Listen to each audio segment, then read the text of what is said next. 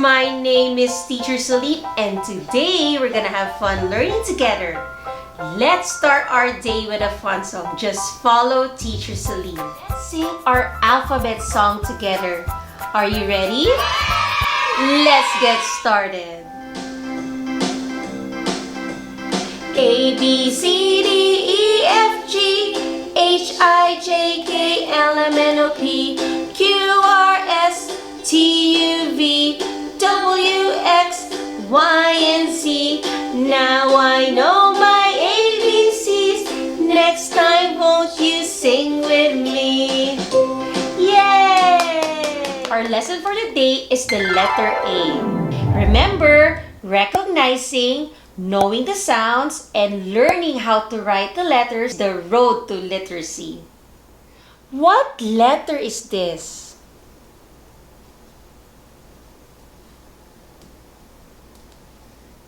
Very good! The letter A. So what is the sound of letter A? The sound is A. A. Can you do it on your own? What is the sound of A? A. Very good. This is the uppercase A, and this is the lowercase a. Or you can call it the mommy A or the baby A. Before we write, it is important to be familiar with the lines needed to form a letter. How do we write the uppercase A or the mommy A?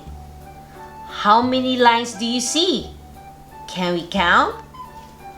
1, 2, and 3. So how do we write the uppercase A or the mommy A? First is a slanting line going down. Second, another slanting line going down.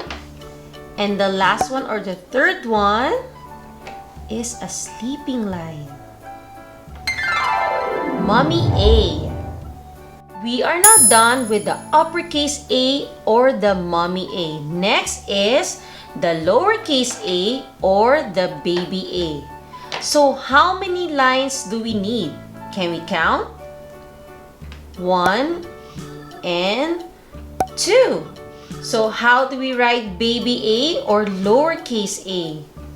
We need a curved line and a standing line going down. This is baby A.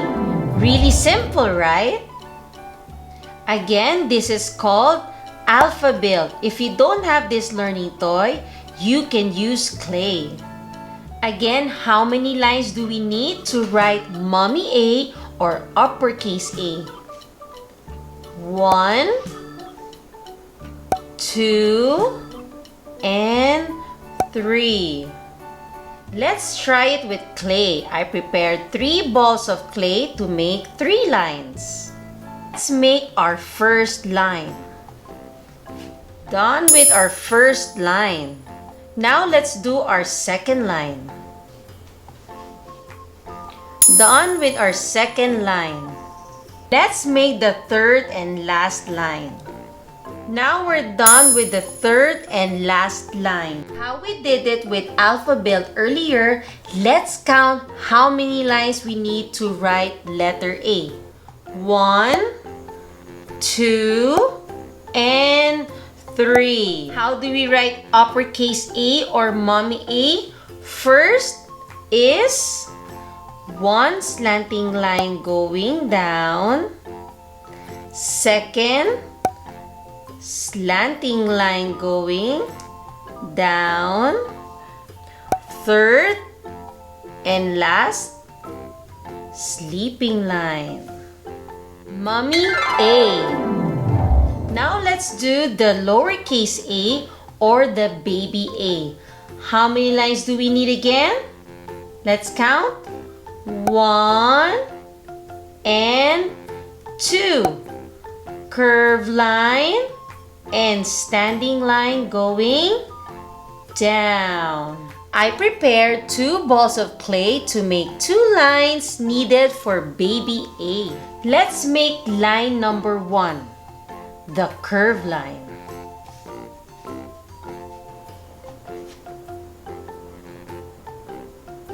We're done with the curve line. We're now done with standing line going down. To write baby A, we need a curved line and standing line going down. Baby A, alphabet letter A and clay letter A. We are now ready to write letter A using paper and pen. First is slanting line going down. Second is another slanting line going down. Third and last is a sleeping line. Next is the lowercase a or baby A. So we need a curved line and standing line going down. Let's do it one more time. Are you ready? Let's do mommy A first. How do we write mommy A? Very good. Slanting line going down. What's next? Great job. Another slanting line going down and very good. A sleeping line. How about baby A? How do we write baby A? Very good. Curved line and standing line going down. Great job! Let's look at pictures of things around us that begin with the letter A. Apple. Apple. Axe. Axe. Anchor. Anchor. Alligator. Alligator. Ambulance. Ambulance. Arm. Arm. Avocado. Avocado. Arrow. Arrow. And ant. Ant. Yay! That's the end of our lesson for today. So I hope you enjoyed learning with Teacher Celine. Please don't forget to like and subscribe to my channel. See you next time, kids. Bye-bye!